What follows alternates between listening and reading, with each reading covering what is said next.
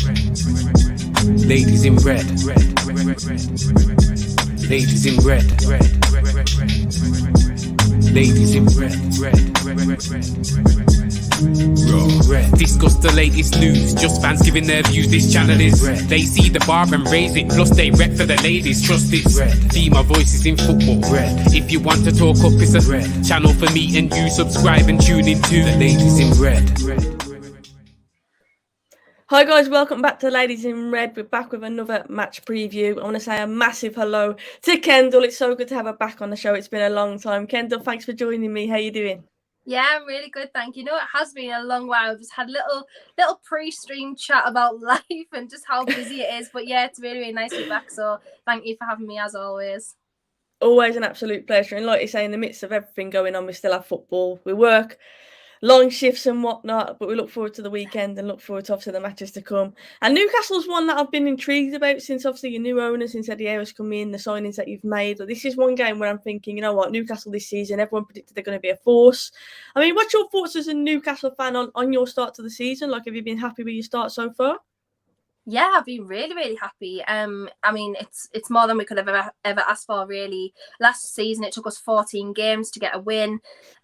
So yeah, it's been really, really nice this time round. It's just been like nice to actually relax into a season for once, rather than just panicking from the moment that match day one starts that we're going to get relegated again. So it's actually nice to just relax, know that we're actually going into a game to win. We've had some really, really convincing games so far, obviously against Man City, where we actually lost the 2-goal lead, which was crazy. Yeah, that game, yeah.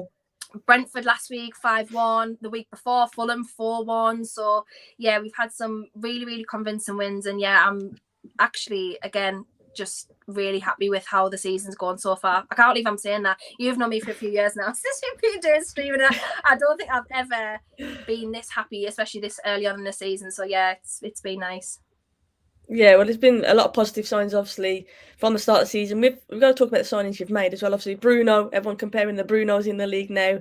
And rightly so, to be fair, he's coming in. He's been a fantastic signing. For me, watching, obviously, from a neutral point of view, he has been like a big game changer for Newcastle. Like, whenever he plays, he always seems to stand out. I mean, what a player you've got in your hands there. Honestly, I did tweet the other day and I was like, you know what? Even if he leaves, like in the next 2 years, like he's going to be a legend. I know you use the word legend loosely, but the way he's come in, he's just embraced the fans, he's embraced the club. It's not very often that happens, like when it's especially a foreign player coming to a league that they've never played in before. It's not very often that they just sort of slot in straight away and they embrace the fans and the culture around the club, which they have done, and that's just genuinely incredible to me. And plus his performances, honestly, like his stats wise at the moment, he is one of the top 5 midfielders in the league based on stats. I know that's not what everything's based on, but even eye test, like you watch him, he's an absolute different class. And yeah, just what a player. We haven't had a player like that at the club, especially in midfield for a long time. Even probably the closest I can think of is Johan Cabaye about 10 years ago. So yeah, he's just absolutely phenomenal. He's really, really good. And the players that he's improved around him as well, like Joe Linton, he's got a really, really good partnership with Joe Linton in midfield, who incredibly within less than a year, Joe Linton's become one of our like main names on the team sheet now. Masterstroke. Absolute masterstroke from Eddie Howe. Incredible. So yeah, honestly, Bruno's just he's really, really good. And he actually, I know footballers say like what they think you want to hear and what they think the fans want to hear, but I do genuinely think that Bruno loves it here and at the club, and he's really enjoying his time here. So yeah, I do hope we have him for a long time at the moment, but whether that'll happen, I don't know. He's a bit of a man in demand at the minute. Yeah, obviously I know Real Madrid have been sniffing around and whatnot, haven't they, for Bruno.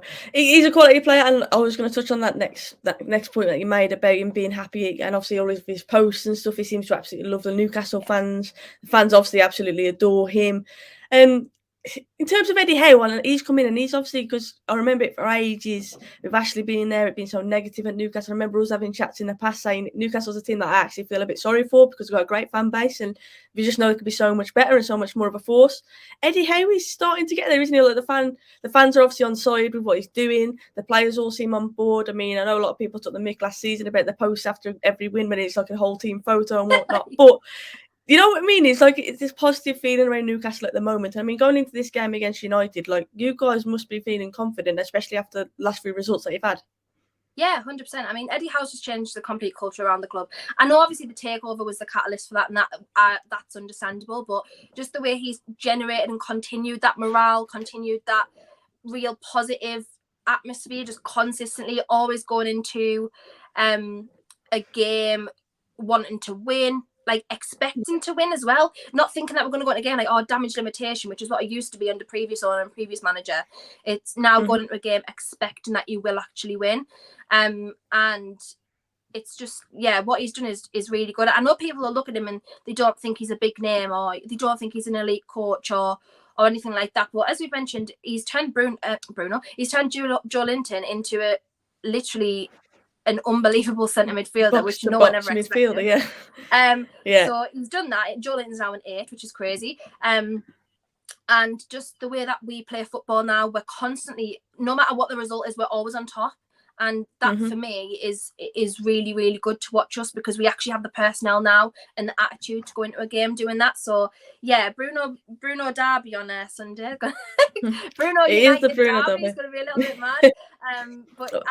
To be fair, this is the best time personally for me to play you guys, because even though you guys are having a really good season so far, we're actually I think we're next to each other in the league at the moment. You guys had a really good season, new manager as well for yous. Not new ownership, but new kind of rejig with the board and things like that. So yeah, this is probably for me is the best time to play yous, just simply because yous have had a midweek game, we haven't. We're on form the last 2 games, 9 goals in the last 2 games.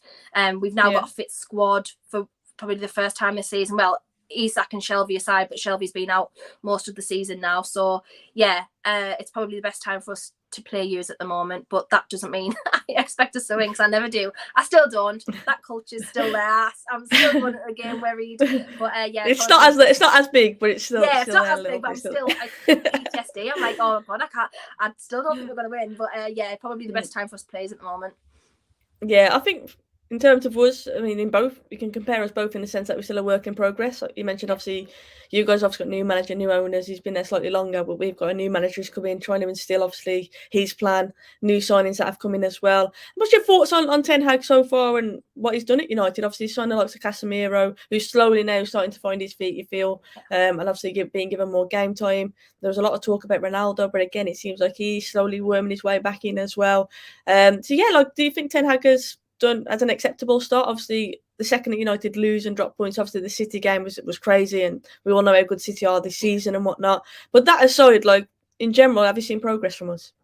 Yeah, I definitely have. There is now actually a cohesive system that works, where you are in possession and you play high at the pitch, which is, I used to live in Holland, and Erik ten Hag is honestly so respected there, just with what he's done, obviously with Ajax, and even prior to that I think he was possibly at Utrecht before that, and he is a really, really good coach. I think the signings have been really good this time round. He looks to be back, to have been backed. He's got players that he's used to, that he's coached in the past, which is always, it can either go one of 2 ways. You either bring players to fit your style of football, or you try and get players that you already possess to fit your style of football. And luckily that mix has worked for him so far. The City game, look, it's an anomaly. I know I'm sitting here saying when we do with them 3-3, fair enough, but it is an anomaly. They are just so good that you've just got to put that aside. Unfortunately, I did watch the game last night. The goalkeeper, to be fair to him, had the absolute game of his crazy game career. Like that, if he doesn't get a multi-million-pound move off the back of that, I want to sign him. I love the guy. He just seemed like a great guy. I want to sign him. Yeah, exactly. So just sign him up. Just crazy, but obviously it'll happen. It's just you've got to give a manager time. Sadly, football doesn't always allow for that, but this is now your best chance. I know we've been saying this for about 6 or 7 years now. This is your best chance now of a complete rebuild, of someone who can take the reins and put a system in place at Manchester United and try and get them back on top again. But I think this is the best chance now. But really, really like Ten Hag. Yeah, I love what he's done so far. I think we're seeing flashes what we're capable of. you saw in that game last night, I thought actually we played pretty well. Finishing obviously wasn't there, but in general, I thought we played well. And obviously we got that important goal at the end. If we didn't, people straight away be jumping on his back and forgetting that actually in flashes, I thought we played some good football. We played out from the back, which we've struggled with in the past. So there's definitely building blocks there, and we can see the signs. But obviously, as you mentioned, we're not a finished article yet. We are still on that conveyor belt, as are Newcastle. There's still signings you'd feel like Ten Hag wants to get in and whatnot, and there's still players who haven't quite found their feet yet. So yeah, I'm excited to see what's to come, but I'm still not under the illusion that Man United are back or anything like that. I know we have to be patient. That's always dangerous. Well, luckily, we beat Everton, really promising performance, and then yesterday we struggled to score, and it's just that sums us up at the moment. We're so inconsistent. We never know what United is going to turn up. But looking at our squad and looking at what you've seen so far this season, is there any player that you fear in particular in that game on Sunday? And obviously, I'll give mine for Newcastle as well. Obviously, always Ronaldo because he loves a goal against Newcastle. That's just typical. He always does. Although, to be fair, the fixture at St James's last season, I have never seen him so rattled before in my life. I know he gets rattled and I know he whinges, but honestly, that game last season, I've never seen him so bothered, at the fans and just what was going on. And he was really flustered in that game, and it was just, I was actually quite shocked at it, to be fair. But he always loves a goal against us, and that's just typical. So especially at home, I'm always going to fear him. I really like Anthony. I think he's a really, really good signing. And he's very a skill flair player, a bit like St Maximin. I know there was a lot of people comparing them. So for me, when you have a player like that in your side who's unpredictable, it's always going to be a worry, because you it's not very often you know how to defend against someone who plays like that. You don't know what they're going to do. They've got so many tricks up their sleeve. You don't know what's going to happen. So that's a concern for me, because realistically so far, apart from Man City and obviously Liverpool, who I would say it was a test prior to this season, but and they did beat us, it was just an unlucky last minute goal. We haven't had, this is now our next test, so yeah, that's going to be a change for me. And Eriksen for me, because I think he's just so good. Him getting a signing, I was like, that's such a good signing. I was like, honestly, that's actually people are going to look at that signing and think, it's not, but it's such a good signing because he's so experienced. He knows how to play football. He knows Ten Hag. So for me, if he's going to play, then that's always a worry for me. But yeah, I did just see someone say Varane was back as well. So it's going to be the attacking players for me, 100%. That's going to be a worry. So we'll see what happens with that. I think for me, it's an obvious one. Say St Maximin that you mentioned there, comparing him and Anthony. For me, St Maximin is just, on his day, he's unplayable. That's the only word you can use for it, because he's just ridiculous. He's so fast, so powerful, can go either way.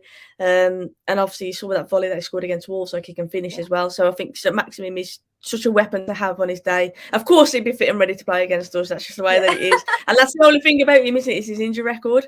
He's such a good player, and on his day, he's so effective, and it's so frustrating you can't have him every week, because he's so entertaining to watch. Honestly, even from my point of view, that is the only thing.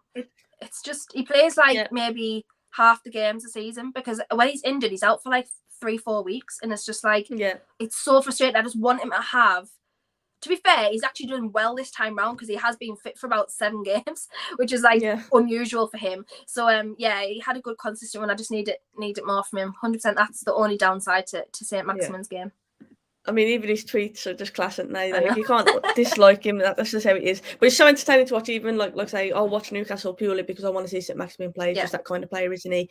But Bruno, we've already mentioned him as well, has been absolute quality. Isak obviously isn't available, but he's a good signing, don't you think? I was surprised when I saw that the money that Newcastle had splashed on him. Obviously, did well in the Liga. Very good signing. You've needed a centre forward, you'd say, for a while now. Obviously, Wilson, I really rate him, but again, injuries has been an issue. Yeah.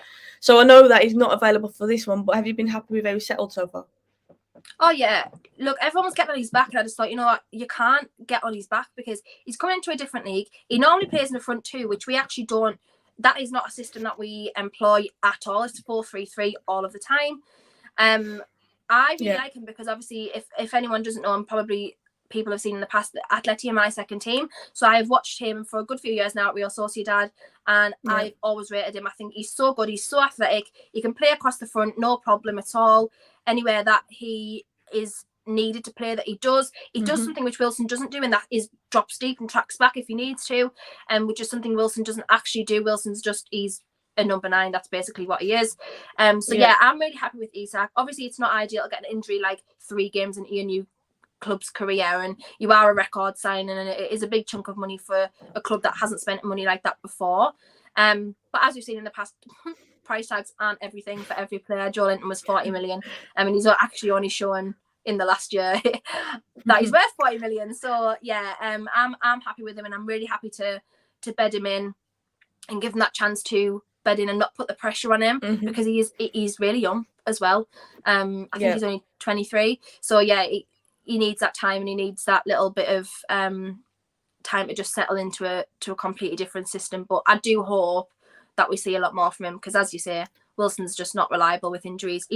Wilson on his day again, fantastic number 9. You can't ask for anything more than what he does, but he's just not fit enough. He plays, I think since he's signed for us, he's played half of the games that he's been available for. Like, that can't be your number 9 every year. No, you needed that backup. So yeah, necessary signing, but hope we give him the time to settle in a little bit.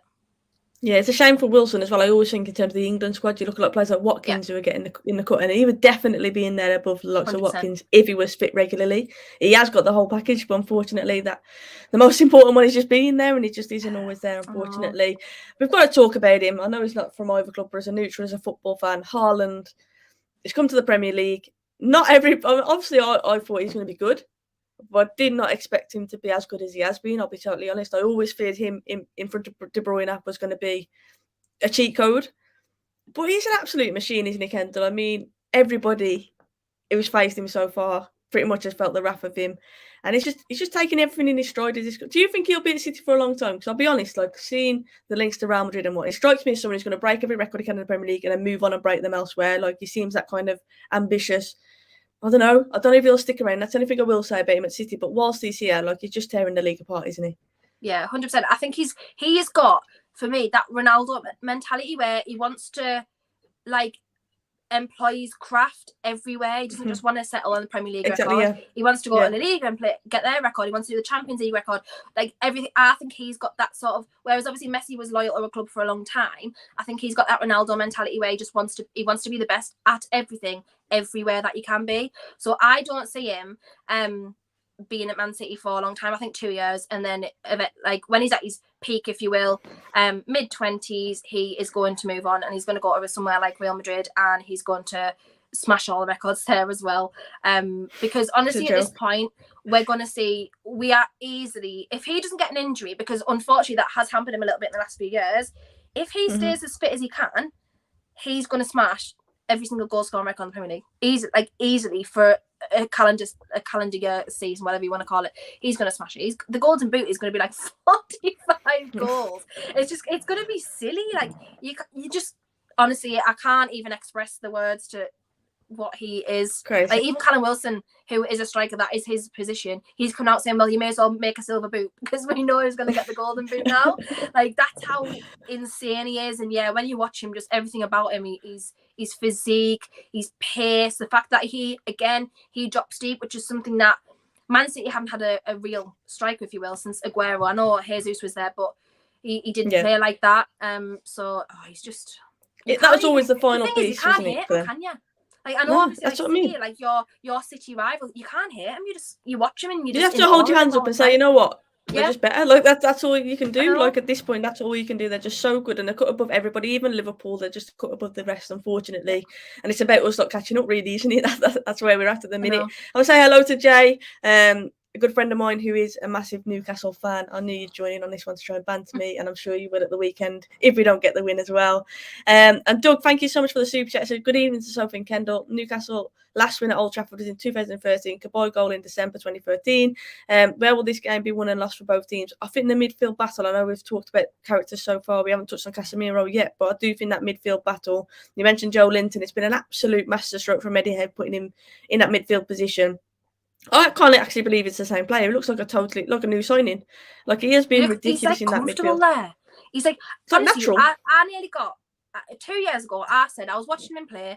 Obviously, I watched millions of football all my life, and I watched him play, and I was saying he is a number 8. I'm sure he's a centre mid, and I kept saying this. He's got everything about him. He's a centre midfielder, like footballer. That his holding play, his first touch, his physicality, everything was about as a centre mid. And I was like, I tweeted it being like, Joe Linton's a centre mid. And I got bullied that much for that opinion. I was like, I'm only joking. Like, I just got bullied so much into saying I was joking. I was like, I'm just joking. But honestly, every time I watched him, I was like, he's a centre mid. And then you're like, ha! Yeah, and then Kieran Clark got sent off against Norwich. It's just the catalyst for everything. Kieran Clark got sent off against Norwich last season, and it made Joe Linton have to drop into midfield. Ever since then, absolute masterstroke. He's brilliant. Everything about him. He is now the first name on the team sheet. 2 games ago, he was injured for the game, and I was like, oh God, I'm actually worried about this now. I'm really worried that he's not in the team. I don't know how we're going to play. He's got a great partnership with Bruno. He's getting a lot better at playing the ball. He's honestly, I just cannot. The turnaround in him has been absolutely nothing short of miraculous. And I can't remember a player just off the top of my head who's changed positions that much, because he literally we signed him as a number 9, who's changed positions that much and has excelled at it that much. I know Wayne Rooney changed positions later on in his career and stuff like that, but it's insane. He's like a new player. Absolutely insane. Yeah. No, I completely agree. I think he's been phenomenal since he dropped back. And I agree with James who said, can I just say as a neutral, it's amazing to see St James Park rocking again. Fans, players and even staff are all together. And exactly that's what me and Kendall have spoke about in the past. The fact that you're a proper football club, fan base is amazing, great stadium, and to see it rocking again is fantastic to see. Just hopefully, not when we come, obviously, to your ground. And this weekend, hopefully it's Old Trafford rocking with the home fans, not the away fans. But no, it is true. Like, as a football fan, you have to say, like, obviously you like to see this happen. But from my point of view, like looking at this game, that midfield is essential. Like Casemiro, I think will start. I think Eriksen will come back in, obviously after not starting midweek, and I think Bruno will play again. In terms of that midfield going up against your midfield, like, would you agree with me that could be where that game is won and lost, because there's so many key players in there? We mentioned Bruno for you, we mentioned Joe Linton for you. Is that what you see your midfield as being, or do you think you'll line up differently? No, 100%. That it'll probably be Bruno, Willock, and Joe Linton, and I think that'll be the midfield, simply because that is basically a midfield that's been working since Shelby was injured. So we have brought a couple of different players in either side in there, but yeah, I think 100% that's what it'll be. And I think the matchup in midfield for both teams is very similar. So you have that like physical, really strong midfielder in there in the likes of Casemiro and Joe Linton. You have that almost flair player who will attack, who will also drop deep in there. We don't really have a set piece person like Eriksen, but obviously Bruno, it's going to be Bruno, and then we have Eriksen and Willock, who they're not much of a matchup, the same sort of player, but they are like a bit part. They're a utility player. They'll do whatever they need to in midfield. So yeah, I think 100% agree with you. It'll be actually very, very interesting to watch that midfield battle on this, and it'll be something that I'm actually really looking forward to watch.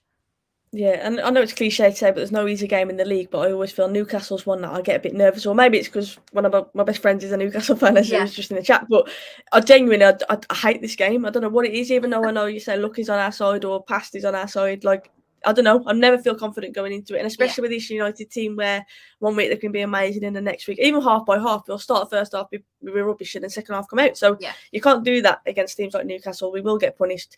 So I wouldn't say I'm overly confident, but at the same time, obviously, it's so hard to call. If we turn up, I'm confident, but I can't always guarantee that we're going to turn up. And our home form hasn't really been amazing as well. So we have to take that into account. But this season,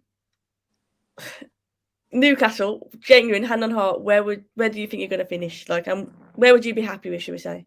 So I said right from the beginning of the season, I'll be happy with 10th, because that to me is progress. In a year, we've gone from being literally relegation battlers who were bottom of the table when the takeover happened to being comfortably top 10. That for me means everything. I cannot express. Now I've watched us play and I'm like, okay, we've actually got a 2 here. We can actually get results. We're actually pretty good. I am hoping for 8th. I think that's achievable, because there are teams that have dropped off. I know we're very early in the season still, but there are teams that have dropped off that for me would have been my targets, like Leicester, like West Ham. So, I mean, even Liverpool aren't having a great season. They're going to kick on at some point, but they aren't having a great season. So for me, if we finish 8th, honestly, I'll probably end up crying. That's not even Europe or anything, but I'll just be like, oh my God. I haven't seen us win be that far up in the table. We finished 10th under Rafa, but I haven't seen us be that far up in the table and be actually confident that we're going to progress from there. Yeah, we were fifth with Alan Pardew, but I knew that was never going to happen again.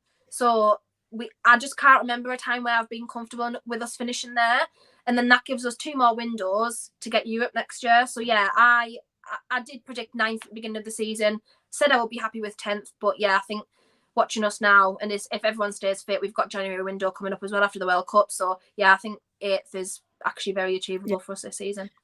I think that period after the World Cup is key as well. Hopefully, touch wood, no big players for any team gets injured during that World Cup. But you can never predict that, can you? And that's why it's such a weird one to predict this season with that World Cup coming. It's such an odd time. Like, players aren't really fully up to speed yet and they're going into a major tournament. Do you know what I mean? It's a bit of a weird one. So I think that period after is going to be really crucial for the season. The only benefit to us, I know, like, people are going to say, well, it's not a benefit that you haven't got international players in your squad, but it is to me, because then we're not losing, apart from Bruno, realistically, and like Trippier and Pope, who are probably going to both be in the England squad. Other than that, we haven't got actually anyone of any note going to the World Cup. So for me, that's like... So Maximum never get called up? Nah, never. I don't know if he's ever been called up for France, to be honest. He might have been in the past, but he definitely hasn't been called up since we've had him. Just his injuries. He's just not. Yeah, true. He's not given a consistent enough account of himself to be called up yet.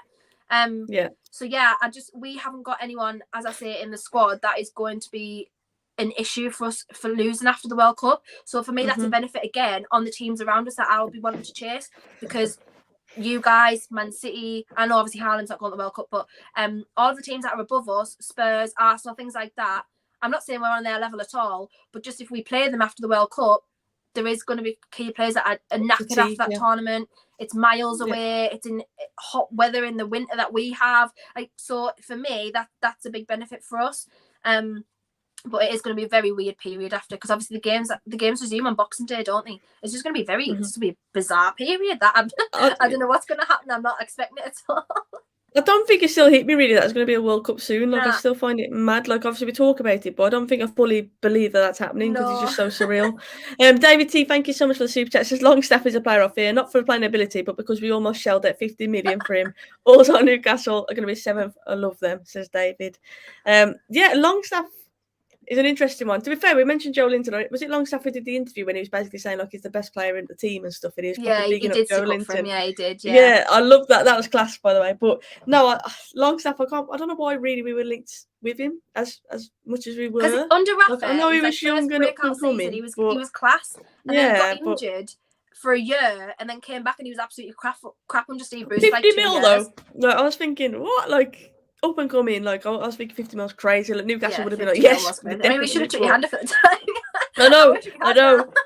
I'm glad you didn't.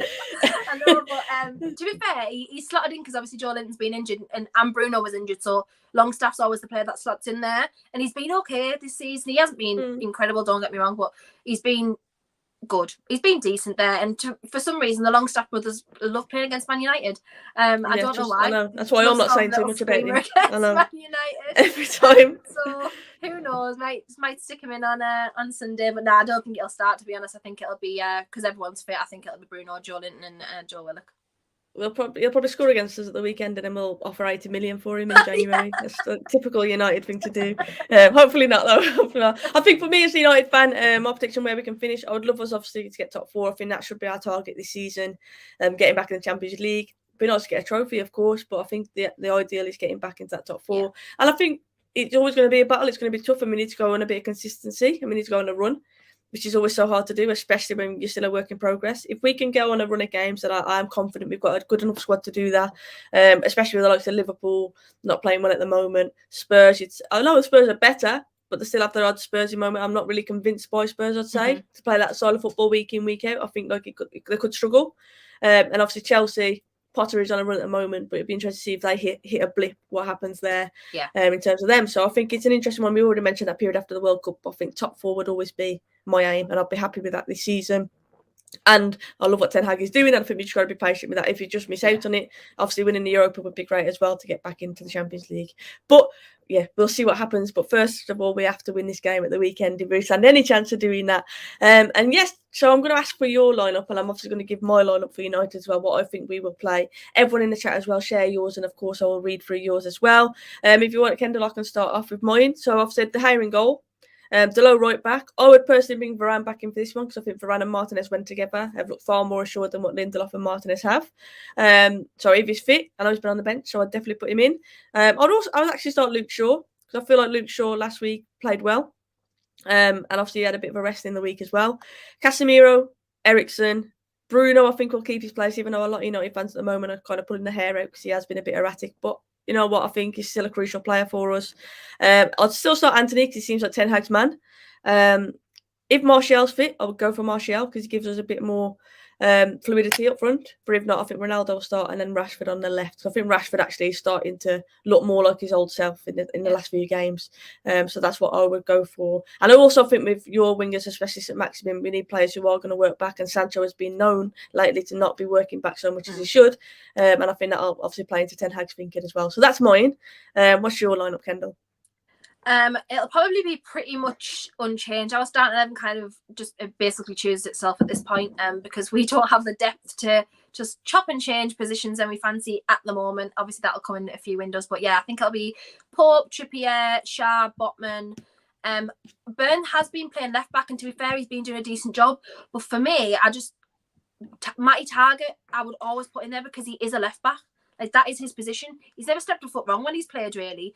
And I think Dan Burn can defend, don't get me wrong, but he hasn't got like the athleticism of. I'm not saying Matty Target's like an unbelievable athlete, but he can chase balls. He can like guide balls forward through the wing. Yeah, I'll just put him in there personally, even though Dan Burn hasn't really stepped a foot wrong, to be fair. Yeah. And then as I said, it'll be Bruno, Joelinton, and Joel Willock midfield, and front three will probably be. I would choose St. Maximin, Almiron, and Callum Wilson, because.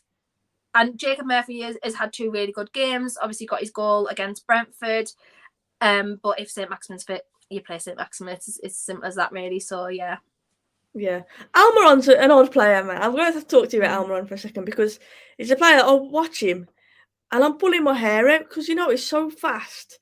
He's literally electric. His work rate is quality. And sometimes his decision making, I'm just thinking, mate, like, how do you feel as a Newcastle fan? So that's from a neutral point of view. I'm sure it's a lot more frustrating for you. And obviously it took him like ages to score a goal as well. And I was celebrating when he scored because I was thinking I'm happy for him because I felt for him. He just couldn't score. I don't know. I think he's a bizarre player because he never seems to majorly impress me. But he starts week in, week out, and he always seems effective for you. Like, I can't really summarise him as a player. He's just an odd one. Yeah. No, honestly, you probably summarised it pretty well, actually, to be fair. Like, everything you said, I don't disagree with. He is a workhorse. I feel like every team always needs that player that no matter what the score is, no matter what you're doing on the pitch, you've always got to have that workhorse in your team who's going to work hard no matter what the situation. He is that for us. But unfortunately, he is a right winger who doesn't have a right foot. I know there obviously is wingers who do that and they cut in on the left, which is what he does. But when we're trying to cross balls, and Kieran Trippier is really, really good at crossing a ball, or at least attacking the ball down the wing, which is what he used to do at Atleti with Llorente, and they had a really good partnership. Yeah, Almiron can't cross on his right foot. He doesn't have a right foot at all. So it's like you're waiting for him to cut in on the left. He tries to cross on his right. He can't do it. Can't beat the first man. But then no matter what, he'll lose the ball and he'll track back anyway and get it back anyway. So it's like his work rate's phenomenal. It's just bizarre. It's bizarre. Yeah. He's had some unbelievable goals this season. He's scored 2, honestly, like exceptional goals.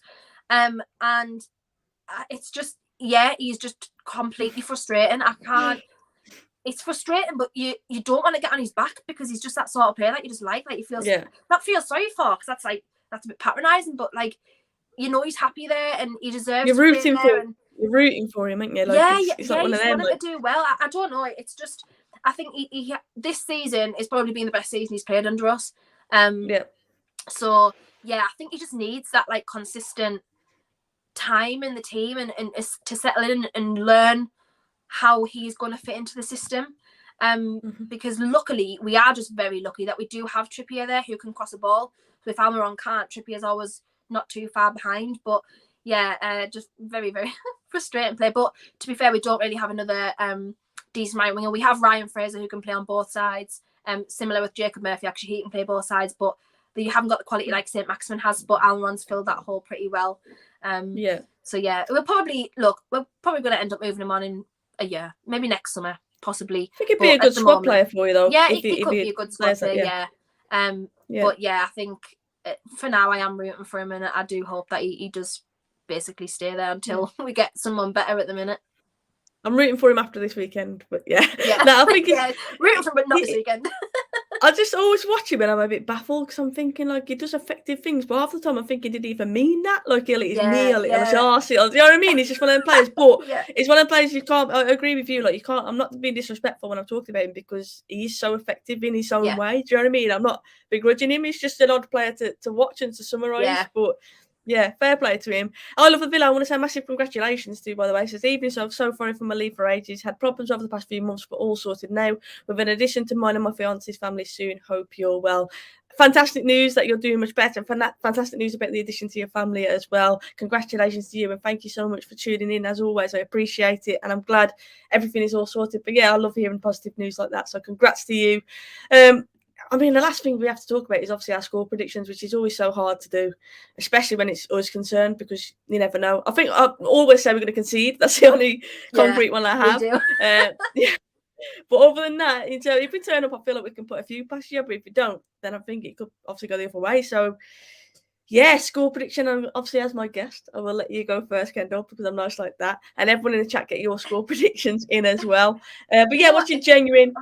It's just such a weird one because, as I say, I think this season has probably been the best matchup so far between the two teams. We've always been like very much lacking. I know we had that, like we beat you a few years ago because of that Matty Longstaff goal, but like, I think both teams have goals in them, but also, again, as you said, both teams can concede. We've conceded pretty much every game really at this point. So, apart from like one of the first games that we played against Nottingham Forest, but yeah, I don't want to predict us to lose because I'll get blamed, and I also don't want to predict us to win because it is a win. Everyone's like, oh, delusional.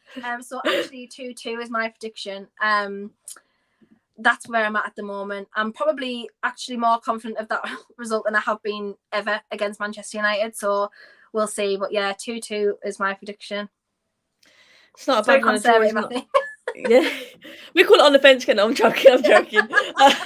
I think it is a hard one to call. I do think we'll concede, as I think you will. I'm just hoping that we've just got, I don't know, maybe a bit of Ronaldo quality because we feel like we're desperate for that now. That I'm hoping will be the difference. So I'm going to say 2-1 to United. I don't think it'll be an easy game. I think we'll ride our luck a bit. I think you will definitely have chances. But it's about us being clinical when we've got it. I think it's one of them where we're at home. We're the best when we're counter-attacking. It's not going to be like that against you guys, I don't think. I hope it is. I'll hope it's an end-to-end game because that'll suit us to a T. I've got a feeling it's going to be us having a lot more of the ball, you trying to hit us on the counter-attack. Yeah. Where you are obviously dangerous with some maximum and whatnot. And we struggle with that. I'm just hoping that we do keep those intricate passes. We move the ball quickly. Last few games, especially midweek, we've moved it so slow around the back, which is why I want Varane backing. So I feel like Lindelof slows it down as well. So I'm hoping that if we start and we do move the ball quickly, we can break it down. But that's why I think it's going to be tight affair. I think it could be 2-1 either way, really. But I'm going to say 2-1. Obviously, I'll go back Manchester United and say 2-1. But yeah, I do think both teams will score, and I think it'll be a tight one. Curlers has said 3-1. Got a 1-1 there, and 1-1 seems to be the general consensus, to be fair. 1-1 there as well. Aikman says we have to win home game. If we want to get closer to City and Arsenal, we have to pick up points consistently. Let's talk about Arsenal just to round off, actually. What's your thoughts on them this season? They've stuck with Arteta, fair play to them. Made some really good signings as well. Obviously, Jesus has just slotted right in for them. Zinchenko, I know, has been injured, but he looks good when he's played as well. Martinelli is firing. Saka, we know how good he can be as well. Like, very exciting time for them this season, isn't it? I'm not saying they're going to win the league by any chance or the title contenders, but considering where they were at last season to now, like, fair play, like they've took strides, really. Yeah, they look really good. As you say, fair play for sticking with Arteta because they didn't have to. When they lost Champions League last year, on our behalf, when they lost Champions League last year, I was like, you know what? They could just say bye. Like, they could just literally say, you have not achieved what we've asked you to achieve. But they look really good. They've stuck with young players. The signings have been experienced Premier League players, Premier League winners, if you will, and most of them anyway. Martinelli is fantastic. I've been such a fan of Martinelli for a good few years now since Arsenal signed him, and I think he's really good. Always want to back Saka as well, but they look really good. They actually have a decent system that's working against pretty much every team that they've played. So Arteta is now utilising the fact that his mate is Pep and he's worked under Pep. He's now utilising that to his advantage. It's took him a while, but he's doing it. But yeah, they look really, really good. As you say, I'm not saying all of them in the league or anything, but at the moment they've had the best start to a league that they've had for a number of years now. So yeah, they look really, really good, and that team is going to be their team unless they make some serious additions. That team's going to is young enough to be their team for the next 3 or 4 years now. So yeah, I think they look really good. Yeah, I think the only issue for them this season, and as Curtis said, there's a lot of games to go. If certain players, Odegaard injuries, Saka injuries, Martinelli, Jay-Z, any of them players get injured, you do feel, and obviously at the back as well, any of their key players Saliba gets injured, who's been incredible this season for them. Unbelievable. Then I think it can quickly change. But yeah, they definitely look a lot more promising. Arteta's done a good job. You have to give them credit. But they have still got to play like City. That'd be an interesting one, to be fair. I did think they'd beat Liverpool. I always had a feeling because Liverpool just aren't at it this season, are they? But it'd be interesting to see where they finish. I think they'll get top 4 Arsenal. I really do. Yeah, I do. It'd be interesting to see who take up the other 2 slots after that, won't it? But like I say, we have to make a statement really against you guys at the weekend, because this is a big, big game because of the hype around Newcastle, because of us being obviously up and coming, beating Everton last week. Everyone was bigging up our performance. Can we now go in and run a games? That's what we need to do. So we shall see. But Kendall, it's been an absolute pleasure to have you on as always. I think we could talk for hours. But thank you so much for joining me. Please let people know where they can find you on social so they can give you a follow as well. Yeah, just here, it's Kendall on everything. I was going to say, I don't say everything. Twitter, Instagram, YouTube, Twitch, anything, you'll find me here. Pretty much all my socials and that. But yeah, it's been an absolute pleasure. It's been really, really nice actually to get back on and speak to you again. It's been brilliant because it has been a while. So yeah, but as I say, if you do want to find me, you'll find me somewhere around here. Go and give her a follow. You'll see mad goings on in Kendall's house on tweets and that. Bats, all sorts. Yeah, go definitely give her a follow. But yeah, Kendall, thank you so much as always. It's been great to chat to you. Guys, if you want to, obviously hit the subscribe button, ladies in red. Follow me, Soph Richo, as well on Twitter. Soph Richo with a kiss on the end of it on Instagram. Hit a like on the video, obviously from a guest. And if I've missed any of your comments, I will always check afterwards. So just pop them under the video and I'll reply to you there.